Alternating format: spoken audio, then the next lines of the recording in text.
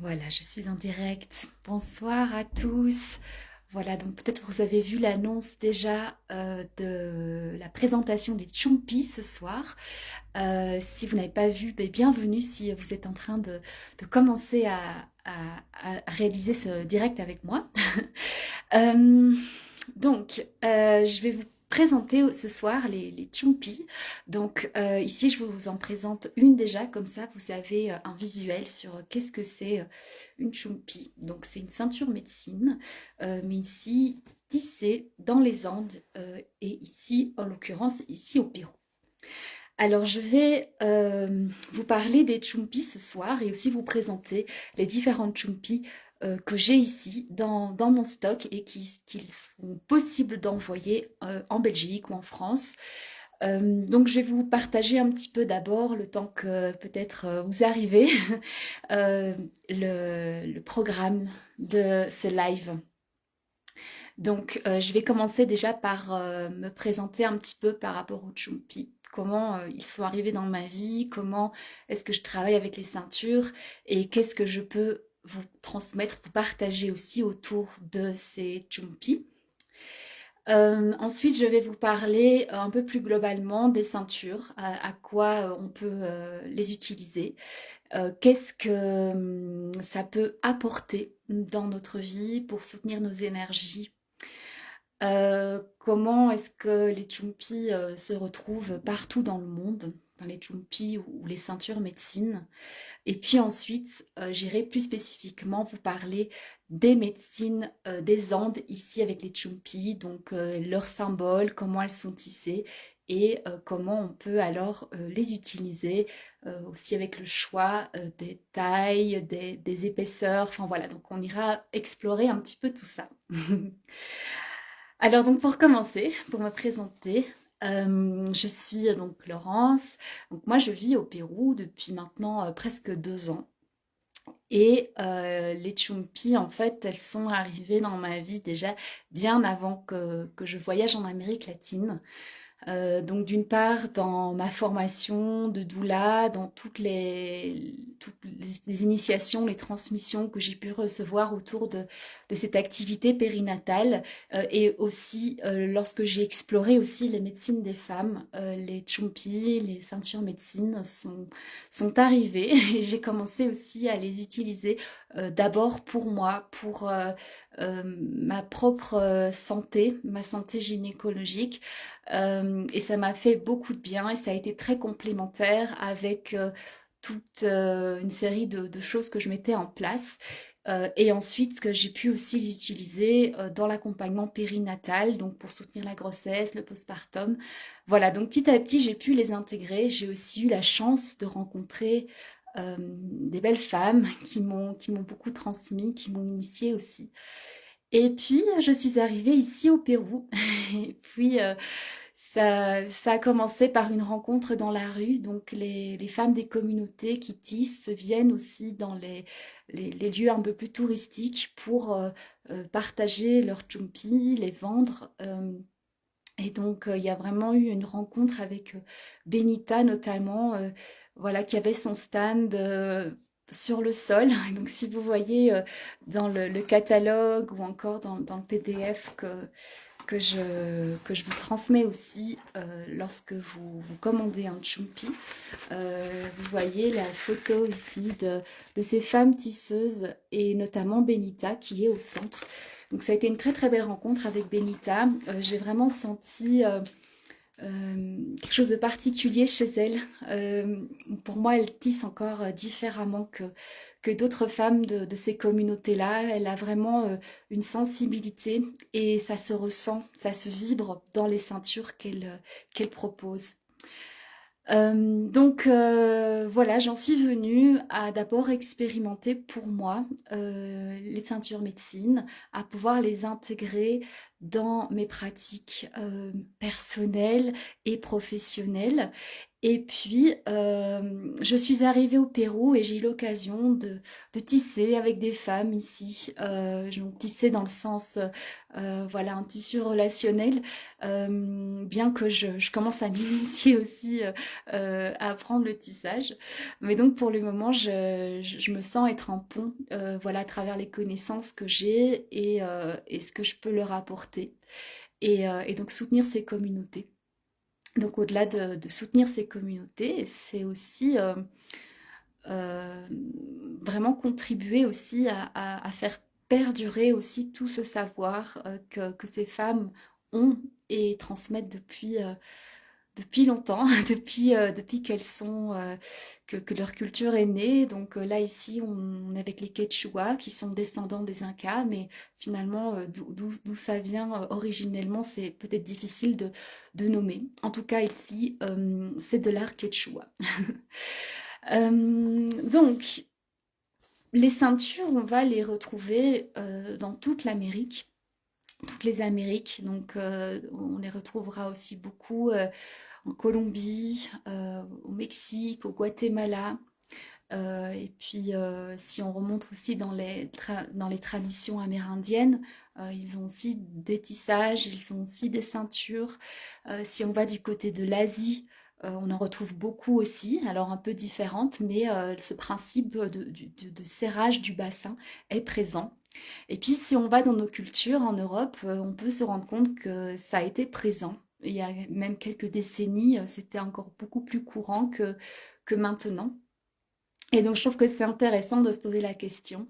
Si dans toutes ces cultures, toutes ces traditions, on retrouve les ceintures, c'est qu'il doit quand même y avoir une utilité, un bénéfice que nous, on a dû certainement perdre et qui serait peut-être bon aussi d'aller rechercher, redécouvrir. Ça m'évoque aussi voilà, une petite anecdote ici dans les Andes. Donc, ici, on est à 3500 mètres d'altitude. Parfois, quand on marche dans la montagne, on est même à des altitudes beaucoup plus hautes, 3800, 4000. Et c'est très physique, en fait, de marcher dans la montagne comme ça, quand il y a peu d'oxygène, du dénivelé, que voilà, on peut vite aussi s'essouffler. Voilà, même moi quand je parle, je suis en altitude, je sens que il faut que j'aille lentement aussi pour parler parce que sinon c'est vite, on sent vite l'essoufflement. Et quand on regarde ici les Quechua qui ont des journées énormes, hein, ils se lèvent très tôt, ils travaillent jusqu'à très tard, on les voit dans les champs et en fait ils sont très très très actifs et on se demande un petit peu c'est quoi leur secret pour être autant, avoir autant d'énergie. Alors bien sûr, il y a une part de génétique et d'adaptation parce qu'ils sont nés dans les Andes, donc forcément, ils ont des facilités. Mais après, quand on regarde aussi comment ils se préservent, par exemple, on les voit toujours très couverts, très habillés, avec beaucoup de couches. Donc à savoir qu'en altitude, le soleil, il peut être très fort, donc il peut faire vite très chaud, ou on peut vite avoir, dès qu'il y a un rayon de soleil qui est un peu plus fort, on pourra avoir cette tendance de se mettre en t-shirt tout de suite. Et puis en même temps, on peut avoir des moments très froids. Par exemple, ici, la période de l'hiver arrive, il y a du givre le matin dans l'herbe. Et puis, euh, donc, il y a cet aspect-là qui sont vraiment bien couverts, mais ils utilisent aussi la chumpi. Qui vient vraiment préserver aussi l'énergie vitale, la réserve d'énergie personnelle qui se trouve au niveau des reins. Donc le fait d'aller entourer le bassin avec un tissu, en fait on garde les reins au chaud et on préserve son énergie. Donc ça fait qu'on a plus de vitalité aussi. J'ai pu le voir aussi dans mon expérience aussi en montagne, que de porter la chumpi, en fait, me permet de vraiment préserver mon énergie et pouvoir la concentrer aussi sur l'activité physique. Donc ça fait vraiment une différence. Alors, donc ici, si je vous parle un petit peu plus des chumpi dans la tradition quechua, qui vont souvent vous montrer leur premier symbole. Donc le premier symbole, c'est ici la feuille de coca. Donc la feuille de coca, elle est très simple, elle est Enfin, ce sont donc des losanges. Je me demande si ici je vous montrerai pas mieux sur un sac. Euh, voilà, par exemple, ici j'ai un contour de sac. Voilà, donc là on a vraiment encore plus le tissage basique quand on est sur une dimension assez étroite. C'est vraiment un losange, donc un symbole vraiment très symbolique. Et, euh, et donc, en fait, on va retrouver cette feuille de coca d'abord un petit comme ça, mais quand on va aller sur des symboles plus grands, donc par exemple ici, on a l'empreinte du puma, on retrouve ici cette forme de losange, on retrouve même ici à l'intérieur, vous voyez, en format un peu plus petit. Donc c'est comme si c'était finalement un principe de base donc en losange donc de la feuille de coca comment on peut dire, qui se différencie de certaines manières selon le symbole qu'on va mettre en place. Par exemple, ici aussi, là on a la chakana, le symbole andin, donc on retrouve ce losange. On va le retrouver aussi là, en plus grand. Ici, on a le chemin, donc le chemin dans la montagne, parce que ça fait une forme de montagne ici. Donc on a vraiment ce symbole de la feuille de coca qui reste et qui vient se, se différencier de plein de manières. Alors, ici, je reprends un petit peu mes notes, voilà, pour revenir à la feuille de coca.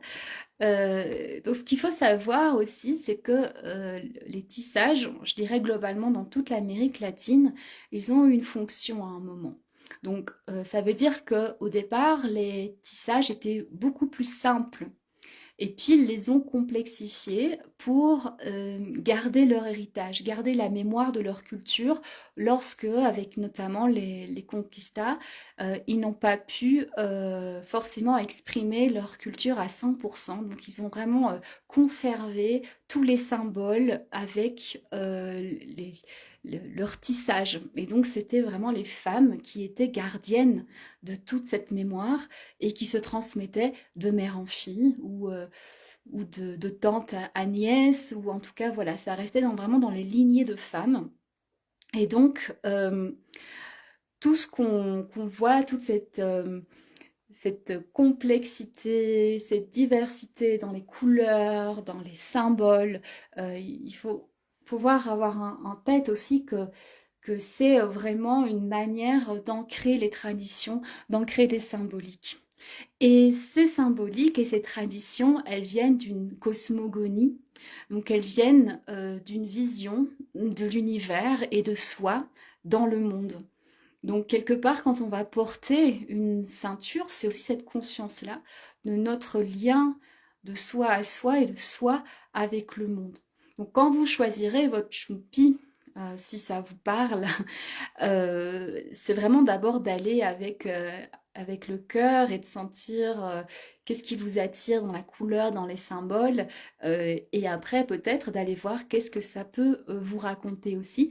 Et quand vous cheminez avec cette chumpi, avec cette ceinture, de voir, bah, tiens, qu'est-ce que ça vient soutenir en vous, dans votre chemin, dans ce que vous marchez.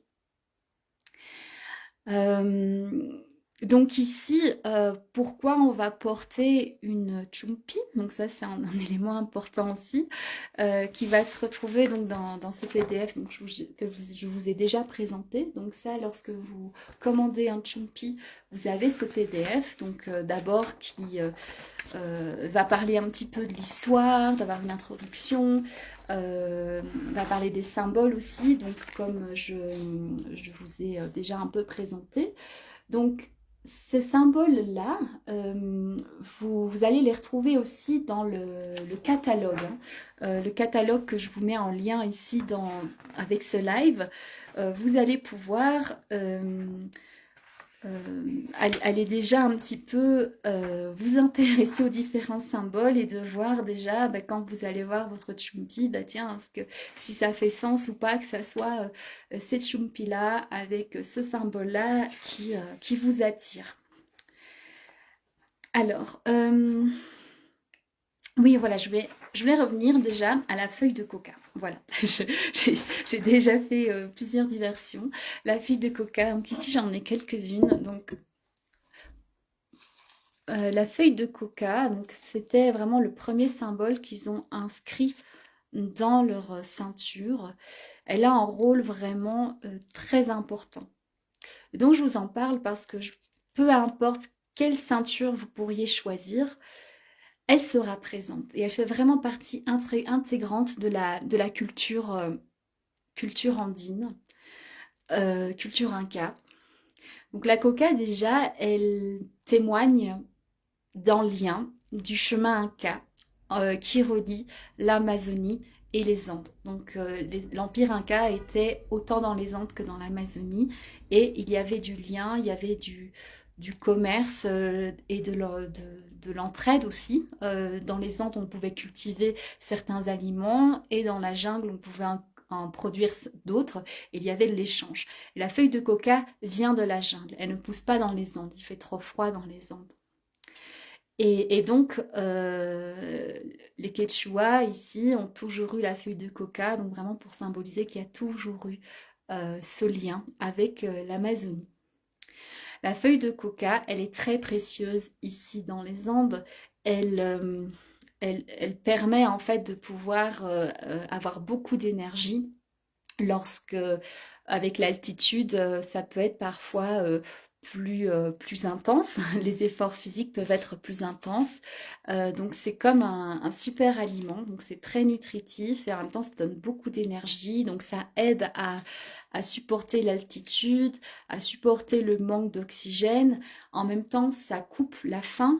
Donc ça permet d'aller pouvoir aller marcher en montagne, travailler en montagne, parfois pendant de longues heures, en mâchant des feuilles de coca, donc pour avoir l'énergie et pour pouvoir faire ce qu'on a à faire, en tant qu'agriculteur, en tant que berger, voilà. Et puis, il y a toute la partie aussi énergétique et spirituelle. Donc, dans les Andes, les kéros, comme on les appelle, donc ce sont les chamans quechua, donc descendants des Incas, utilisent encore énormément la feuille de coca.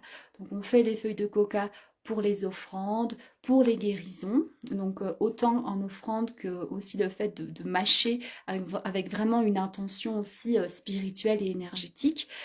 Et ils disent aussi que l'esprit de la coca est autant féminin que masculin.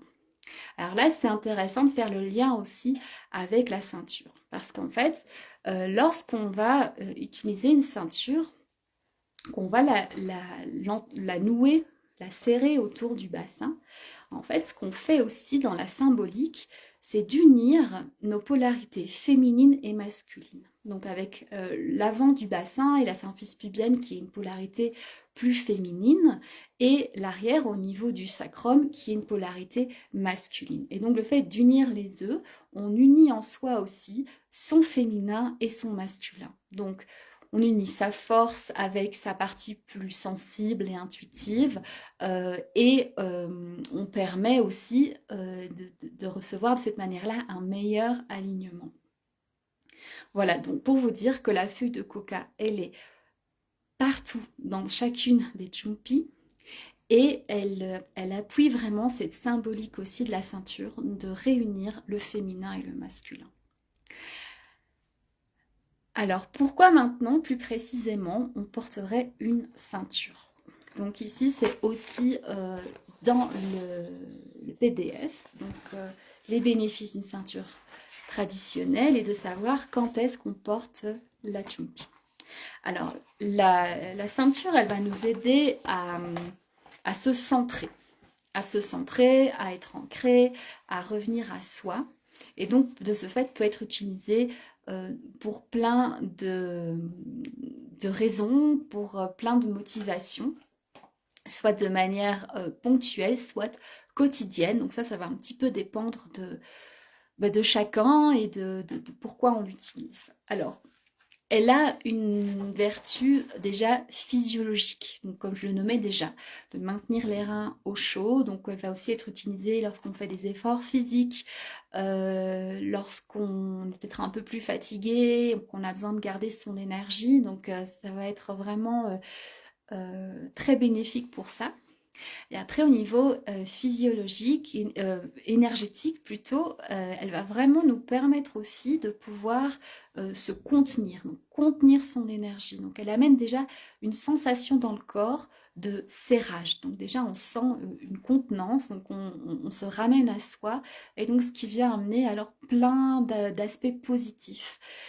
Euh, et je dirais aussi, ce qui est intéressant, c'est que on va pouvoir aussi se mettre en mouvement. Alors peut-être, je ne sais pas si ça vous parle ou pas, mais que parfois, quand on est dans une dynamique plus d'extériorisation vers les autres, en mouvement, dans quelque chose de très actif, parfois on peut un peu s'oublier soi, la conscience de son corps, de sa respiration, de son ici et maintenant. Et la ceinture, en fait, elle vient aider à faire cette balance entre soi et l'extérieur. Et donc de pouvoir se sentir à la fois centré en soi et à la fois d'être dans le mouvement. Et donc ça, c'est vraiment une sensation très intéressante et qui déjà amène beaucoup d'aspects très positifs. Euh, Elle va aussi vraiment aider à nous remettre dans notre axe vertébral et donc à déjà avoir physiquement un mouvement qui fait qu'on est plus aligné, qu'on est plus en lien avec notre verticalité, donc quelque part aussi avec nos intuitions, nos inspirations, nos idées, et qu'on peut alors vraiment les faire descendre aussi dans notre matière, dans notre bassin, et permettre aussi une créativité, une manifestation. Alors ensuite, elle va être très intéressante aussi. Donc, les hommes peuvent bien sûr mettre des chumpis. En général, on va les mettre parfois un peu plus haut au niveau du nombril. Ça va être aussi intéressant lorsqu'ils ont des efforts physiques à faire. Maintenant, je vais revenir un peu plus par rapport aux femmes et en quoi aussi elles peuvent vraiment être bénéfiques pour les femmes, notamment autour de toute la santé gynécologique, au niveau de la conception, de la grossesse et du postpartum parce qu'elle est portée au niveau du bassin, donc c'est vraiment tous les organes féminins qui sont lovés dans le creux du bassin, et donc c'est là que se passe aussi la gestation d'un enfant, et donc quand une femme vit tous ces changements, voilà, changement de cycle dans ses phases de cycle, changement par le fait d'accueillir une maternité, changement par rapport aussi au moment de la ménopause, il y a énormément de choses qui se passent aussi au niveau du bassin et au niveau des reins aussi qui soutiennent aussi tout ça et qui ont parfois aussi besoin d'être contenus, qui ont besoin de chaleur aussi pour fonctionner et permettre que toute la, tout se passe bien. Alors, dans le PDF aussi, donc il y a toute une partie sur les Chumpi au service de la santé féminine. Donc là, ce serait intéressant, si ça vous parle, d'aller encore bien lire les informations quand vous aurez votre PDF.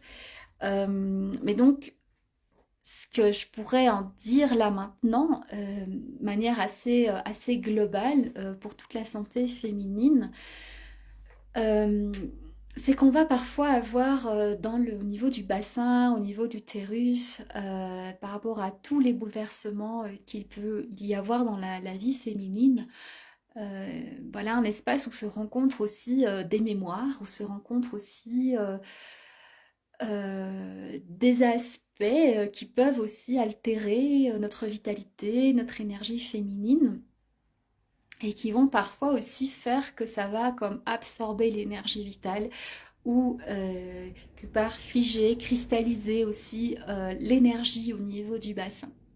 Et la Chumpi, ce qu'elle va faire, elle va venir donc contenir, entourer. Donc d'une part, on amène aussi une sensation de sécurité. C'est comme si on avait un deuxième utérus qui vient se mettre et ça permet à cet espace de s'ouvrir plus facilement. Donc pour pouvoir que tous ces organes féminins, ils œuvrent, ils fassent ce qu'ils ont à faire, ils permettent aussi d'avoir accès à son énergie féminine et de pouvoir alors l'expandre que ça soit pour nourrir une grossesse, pour nourrir un cycle féminin ou pour accompagner tous les changements hormonaux qu'une femme peut vivre tout au long de sa vie. Et ensuite, ça va aussi amener une forme de chaleur qui va faire que l'intérieur du bassin va pouvoir se relâcher, se détendre et ça va aussi accompagner des énergies à se décristalliser, des mémoires à se décristalliser. Voilà, alors donc très intéressant aussi évidemment pour des femmes qui ont vécu des traumas, qui ont des mémoires lourdes aussi au niveau du bassin. Mais dans ce cas, je pense que c'est vraiment intéressant aussi de pouvoir être accompagné pour pouvoir travailler avec le Chumpi, pouvoir l'accueillir. Si c'est surtout dans cette intention-là que vous souhaitez l'utiliser, permettre que ce Chumpi accompagne aussi une libération de mémoire et de ne pas être seul dans ce travail-là. Voilà, bon, je fais assez résumé parce que l'idée c'est de faire assez court et de vous présenter les Chumpis, voilà, d'aller vraiment dans le vif, le vif du sujet et surtout vous donner des inspirations aussi en les voyant et peut-être que ça va vous donner un élan du cœur pour aller vers l'une ou l'autre et commencer cette aventure avec un Chumpi. Parce que je pense que c'est surtout une expérience à vivre. Donc ici, je vous en partage un petit bout.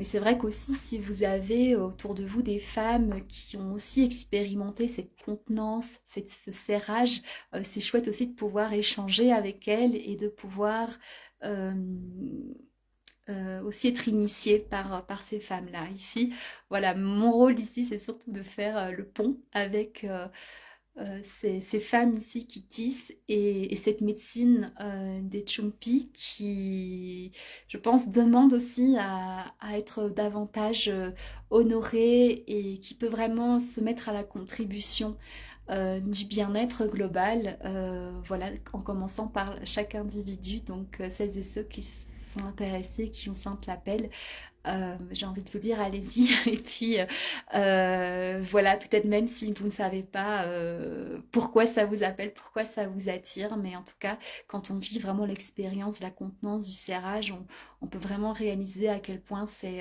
une réelle médecine qui peut vraiment faire du bien. Parce qu'à partir du moment où on est vraiment recentré en soi, en conscience du soi, c'est tellement de belles choses qui peuvent s'expandre et qui peuvent contribuer aussi à quelque chose de plus grand. Alors, je vous montre maintenant les chumpis et les différentes tailles. Alors, je vais peut-être pas toutes vous les montrer, mais sachez que dans le catalogue que j'ai mis en lien, là, elles y sont toutes, en tout cas celles qui sont ici avec moi et de stock. Cela étant dit, donc si vous avez besoin d'avoir plus de précision sur une choumpie ou l'autre, n'hésitez pas à me demander, je peux encore faire des vidéos, je peux encore vous les montrer plus spécifiquement, parce que c'est vrai que parfois juste sur une photo, on ne se rend pas trop compte de l'épaisseur, de comment ça va, elle va comme épouser le corps. Voilà, et alors ensuite, si vous avez une attirance pour déjà une taille spécifique, mais en plus une couleur, un symbole spécifique, et que vous ne voyez pas forcément toute cette combinaison présente dans le catalogue, n'hésitez pas à me demander. Je suis régulièrement en contact avec Benita ou avec d'autres tisseuses et je peux toujours leur demander d'autres propositions. Donc on peut organiser ça aussi avec grande joie pour que vous puissiez trouver vraiment le chumpi qui vous parle et qui a envie de cheminer avec vous. Voilà, c'est comme une adoption. On ne sait pas trop qui choisit qui, mais en tout cas, on adopte un chumpi et on choisit vraiment un moment de faire un bout de chemin avec, parce qu'il y a une symbolique, parce qu'il y a quelque chose qui émane, une connexion qui émane et qui vient alors vraiment révéler quelque chose. Voilà, pour mon expérience personnelle, ça m'arrive quand même assez régulièrement de changer de chumpi quand je sens que je passe à une autre dynamique dans ma vie. Et c'est vraiment l'acte rituel aussi d'accueillir une énergie nouvelle pour cheminer sur mon chemin. Donc ici, je vais commencer avec les petites tailles. Alors, donc ici, j'en ai moins. En général, j'ai plus dans les catégories 3 et 4. Ici, on a en catégorie 1. Donc, ce sont des chumpis qui vont pas forcément amener une énorme contenance au niveau du bassin. Donc, elles auront moins une fonction physiologique, mais elles peuvent avoir une fonction énergétique. Donc, par exemple, être davantage utilisées pour des cérémonies, par exemple. Où en fait là on fait juste l'acte de préserver son énergie pour la contenir, pour mieux la diriger vers ce qui va être essentiel, mais aussi en termes de protection. Donc pour parfois éviter aussi que d'autres énergies qui n'ont rien à faire dans notre espace sacré ne viennent pas dans ces cérémonies-là. Alors ici, celle-ci, elle est, pour moi, elle est magnifique, hein. Donc on a plusieurs animaux de pouvoir. On a les lamas, on a ici les flamands, les pélicans, pardon. On a ici la chauve-souris, les colombes, le condor. Ici, on a le lama et le condor. Voilà, puis là, on retrouve les mêmes qui se répètent, avec donc le blanc qui symbolise la paix et le noir qui symbolise Pachamama, donc la terre-mère. Voilà, donc celle-ci. Et donc elle a une épaisseur assez fine, celle-là, elle est assez souple. Peut-être que vous le voyez aussi dans la vidéo. Donc ça, je vais vous présenter un petit peu aussi les différentes épaisseurs. Et celle-ci, qui représente la lagune, le vert qui symbolise la nature, le paysage. Voilà, donc ça qui vont plutôt être là dans des intentions cérémonielles. Si on veut vraiment une ceinture aussi qui soutient l'aspect physiologique, moi je vous conseille plutôt d'aller vers des plus épaisses. Donc ici, on a en catégorie 1 d'aller au minimum en catégorie 3. Alors je vous en montre encore une de la deuxième catégorie. Donc ici, on voit un petit peu... donc celle-ci va être un peu plus épaisse. Un peu plus large, pardon, et celle-ci va être un peu plus épaisse. Donc quand elles sont plus épaisses, elles donnent plus de chaleur. Mais voilà, celle-là est encore assez fine pour vraiment soutenir, mais ça pourrait quand même être utilisé en fin physiologique. Donc ce qui est intéressant dans le catalogue, c'est bien aussi de regarder les longueurs. Et donc plus elles vont être longues aussi, plus elles vont pouvoir faire plusieurs tours au niveau du bassin. Et donc ça compte aussi dans la contenance qu'elles apportent. Donc ici un petit peu pour les symboles, là on a l'empreinte du puma, ici la chacana qui est la croix andine. Donc c'est une croix qui représente les trois mondes, le monde d'en bas, le monde du milieu et le monde d'en haut, en même temps qui inclut les directions. Et au centre on a le retour à soi, le cœur. Et donc c'est quand toutes les directions sont alignées qu'on revient dans le chemin du cœur. Et ce que je trouve intéressant aussi avec la symbolique de la chakana, quand on l'applique au niveau, on la porte au niveau du bassin, on lui permet de pouvoir aussi remettre nos directions en place au niveau du bassin. Et c'est quand même pour moi une symbolique assez fort parce que c'est quand même symboliquement notre espace de passage, surtout dans l'énergie féminine, donc vraiment l'espace où on ouvre aussi pour naître à soi et aussi pour transmuter, transformer. Donc c'est vraiment c'est notre portail, notre bassin est notre portail, et la chakana est aussi un portail. Donc ça vient vraiment soutenir notre aspect portail dans nos processus de renaissance et de transformation. Et ici le symbole de la lagune. Voilà, avec pour moi la lagune aussi au niveau du bassin qui est une symbolique vraiment très très belle parce que la lagune c'est vraiment les eaux contenues, donc c'est vraiment aussi cette intention de contenir nos eaux. Et le puma, toujours dans mon appréciation personnelle, mais je sens aussi que c'est vraiment un protecteur des eaux intérieures. Donc je trouve que cette combinaison chakana, lagune et puma, elle est vraiment très très belle. Voilà. Ensuite, on va trouver donc la catégorie 3. Donc, par exemple, ici, on retrouve la feuille de coca. Voilà, et donc cette ceinture, elle va avoir un tissage plus serré qui va aussi et plus épais. Donc soit elles sont faites en laine de mouton, soit en laine d'alpaga. Ici, on a de l'alpaga, donc des teintures pardon, naturelles évidemment aussi, avec donc des plantes des Andes. Voilà, dans les plus épaisses, on va aussi avoir, voilà, celle-ci est très très belle aussi, dans les pourpres, on retrouve la lagune ici au centre, donc toujours hein, cette feuille de coca. Ce symbole-ci, c'est la lagune aussi. Voilà, on va retrouver donc, toujours ces losanges comme ça présents. Alors ici, par exemple, je vous présente des ceintures avec, ici, elle est un peu plus fine. Donc quand on va la mettre, celle-ci par exemple, euh, et qu'on met des vêtements un peu plus moulants, elle va être plus discrète. Donc ça, c'est ça aussi qui est intéressant quand on va choisir une largeur et une épaisseur, c'est tenir compte aussi que la ceinture, on la porte en dessous des vêtements, c'est notre médecine, donc on ne l'expose pas. Et donc, euh, plus on va choisir des tissages fins aussi, plus on va vraiment permettre qu'elle soit discrète et qu'on pourra se permettre des vêtements un peu plus serrés aussi autour. Voilà, c'est là qui est très belle aussi. Donc ça, c'est le cœur de Pachamama donc, et le chemin. Donc ici, on a toujours ce blanc pour la paix, le noir pour Pachamama. Et donc voilà, aussi une symbolique forte à placer au niveau de son bassin, quand peut-être une période où on a besoin d'ancrage, on a besoin de se mettre en lien avec la terre, ça peut vraiment être très beau de pouvoir travailler aussi avec cette ceinture-ci. Donc ici, on est dans les catégories 3. Donc ça, on va dire que c'est une dimension qui est plutôt intéressante parce qu'on amène déjà de la contenance et de la chaleur, on est déjà dans quelque chose de plus épais et enfin, plus large, pardon.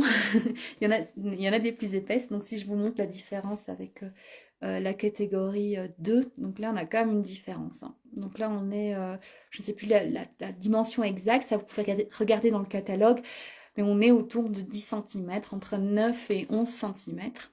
Voilà, celle-là est très belle aussi, c'est avec la chacana. Donc celle-ci, elle est une matière un peu plus rêche, donc c'est de l'alpaga, mais on va dire il y a différentes textures aussi d'alpaga selon l'âge de l'alpaga. Donc les plus jeunes et les bébés vont vraiment donner quelque chose, une texture assez douce. Et puis les alpagas qui ont déjà des longs poils, déjà adultes et tout ça, vont donner des contenances un peu plus rêches. Mais ça donne vraiment un aspect très naturel aussi. Donc voilà, par exemple, celle-ci est un peu plus rêche que les autres. Voilà, ou par exemple, je prends ici celle-ci qui est déjà un peu plus douce. Voilà, donc là, on est toujours, on est entre la catégorie 3 et 4 ici, donc elle est un peu plus large. C'est parfois difficile de se rendre compte avec juste un vidéo, mais si je vous montre ma main, voilà. Je vais peut-être pas toutes vous les montrer, mais comme ça, vous avez déjà une vision de certaines. Et si vous voulez, s'il y en a une vraiment qui vous appelle et que vous voulez que je refasse une vidéo pour vous donner un peu plus une idée de comment est-ce elle se maintiendra sur votre corps, bien sûr, je peux le faire. Voilà, je vous montre encore ici donc des un peu plus larges. Je ne sais pas si vous verrez vraiment une différence, hein, mais là aussi, on est en catégorie 4. Voilà, donc un peu plus épais. Donc là, on a une double chacana dans les couleurs pourpres. On a parfois certaines peuvent vraiment être réversibles parce que le tissage rend bien de deux côtés. Donc ici, on a davantage de blanc et puis ici, davantage de pourpre. Et on peut choisir aussi dans quel sens on souhaite la mettre. Voilà, je montre encore ici une un peu plus épaisse. Donc celle-ci est plus large, un peu plus épaisse. Donc elle est très belle aussi. C'est la lagune ici. Mais donc je peux te montrer dans ce sens-ci. Donc probablement que celle-ci, elle se verra plus. Surtout qu'elle est assez longue aussi. Donc celle-ci, par exemple, si vous la mettez en dessous de vêtements, c'est peut-être bien d'avoir des vêtements un peu plus larges ou en jeans. Euh, voilà, mais parfois juste un pantalon et puis un t-shirt qui retombe un peu plus long, c'est parfois suffisant pour que ça reste vraiment discret. Voilà, et je voudrais encore vous montrer une ici de la catégorie ici 4, parce que sa particularité, donc, c'est qu'elle est assez courte. Donc quelque part, ça c'est pas mal si vous cherchez une ceinture qui reste assez discrète parce qu'elle est autant large que assez fine et assez courte. Donc vous pouvez en même temps avoir une contenance, de sentir vraiment que ça prend largement au niveau du bassin. Parce qu'il faut se le dire, c'est très agréable les ceintures très larges parce qu'on sent vraiment que ça contient. Et en même temps que ça reste encore assez discret. Donc, par exemple, c'est si ça vous parle d'utiliser une ceinture, soit pour une grossesse, pour vraiment garder bébé au chaud, ou si vraiment il y a beaucoup de syndrome prémenstruel, voire de l'endométriose, des kystes et tout ça, donc il faut la chaleur pour aller vraiment dissoudre toute l'énergie stagnante. Donc, il y a vraiment une intention de l'utiliser au quotidien. Ce serait le genre de ceinture que je vous propose. Voilà, mais donc ça, on peut toujours en reparler aussi, hein. Donc si ça vous intéresse, vous voulez vraiment approfondir un travail avec une ceinture et de façon assez quotidienne, et que vous avez besoin de conseils, on peut vraiment aller réexplorer tout ça ensemble. Alors je termine avec la catégorie 5. Donc je présente celle-ci qui est aussi assez intéressante parce que donc elle est large et elle a un tissage assez fin. Je ne sais pas si vous pouvez les reconnaître facilement en photo, celle-ci. Je vais vous montrer une autre. Voilà, voilà, ces styles-ci, en fait, qui ont un tissage un peu différent. Et je ne sais pas si vous voyez, c'est vraiment hyper fin. Voilà, par rapport à ici. Je crois qu'on voit quand même, on peut se rendre compte quand même un peu de la différence. Et donc ici, pareil, vous en avez une qui est large, donc vraiment très très bien pour maintenir de la chaleur au niveau du bassin, pour voilà, différentes raisons. Et en même temps, qui peut être très discrète aussi en dessous des vêtements. Voilà, et je vais terminer avec une donc de la catégorie 5. Donc celle-ci, c'est la plus épaisse et la plus large. Voilà, qui est, je vais te mettre dans ce sens-ci, voilà, qui est très belle aussi. Je ne sais pas si vous vous rendez compte aussi des différentes couleurs, si ça passe bien à l'écran, mais ça aussi, si vous voulez des reprécisions sur les couleurs, n'hésitez pas. Par exemple, ici, là, c'est une sorte de vert, mais qui des fois peut sembler bleu. Donc voilà, si vous voulez des reprécisions parce que les couleurs c'est important, n'hésitez pas aussi à me redemander. Voilà, celle-ci par exemple, elle est large et plus épaisse, donc c'est fort probable qu'elle se voit en dessous des vêtements. Et celle-ci, par exemple, je la conseillerais davantage pour une grossesse ou pour un postpartum, où il y a vraiment besoin aussi de soutenir le bassin qui physiologiquement s'ouvre. Donc autant pour la grossesse, vraiment soutenir ce bassin qui parfois mis à l'épreuve déjà par le fait qu'avec les hormones, il est déjà en train de s'ouvrir et s'assouplir, et que parfois aussi, surtout après la deuxième grossesse, le bébé va être rapidement plus bas. Donc ça peut vraiment aider vraiment à soutenir la symphyse, soutenir le bassin. Et pour le postpartum aussi, de pouvoir accompagner aussi la fermeture du bassin. Donc, à savoir que c'est quand même une fuite énergétique aussi après l'accouchement. Le bassin va quand même rester ouvert encore 6 semaines, le temps qu'il se referme bien. Et donc à ce moment-là, l'usage d'une ceinture peut vraiment être bénéfique pour vraiment garder son énergie et récupérer plus rapidement de l'accouchement. Donc ici, comme ça va être large et qu'en plus ça va être épais, quand vous allez nouer la ceinture autour du bassin, serrer la ceinture, vous allez vraiment sentir beaucoup plus la sensation de contenance, de serrage, et donc, euh, et donc ça va vraiment être bénéfique. Donc je dirais que voilà, ça peut vraiment être une ceinture plus appropriée pour des moments où il y a vraiment besoin de soutenir le bassin ou il y a peut-être même des douleurs qui sont là aussi. Mais voilà, peut-être que ce sera plus apporté euh, chez soi ou alors voilà, autour de la grossesse, en fin de grossesse, parfois on est avec des vêtements plus larges aussi, donc ça pose pas de souci d'avoir une ceinture voilà, un peu plus volumineuse.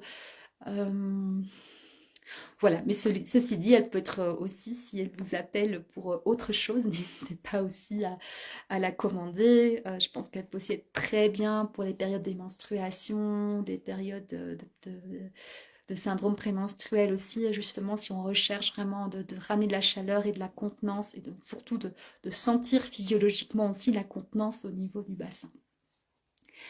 Voilà, donc ça c'était pour la présentation. Je pense que j'ai déjà bien fait le tour, il y a déjà beaucoup d'informations. N'hésitez pas à aller consulter encore le catalogue parce qu'il y a encore plein d'informations sur les Chumpy. Et bien sûr, je reste disponible si vous avez besoin d'un peu plus d'informations ou d'éclairage aussi. Si voilà, vous sentez inspiré voilà, de commander un Chumpi, donc soit vous en avez déjà, vous avez envie de travailler avec une nouvelle énergie, ou soit vraiment de découvrir et de sentir que ça peut vraiment vous soutenir dans certaines épreuves de votre vie ou certains moments ou dans votre quotidien. Voilà, n'hésitez pas à me contacter, on peut approfondir si vous avez plus de questions, besoin de plus de conseils. Voilà, en tout cas déjà un tout grand merci de m'avoir suivi. Et puis je vous dis à tout bientôt et au plaisir de continuer à échanger autour des Choupi. À bientôt!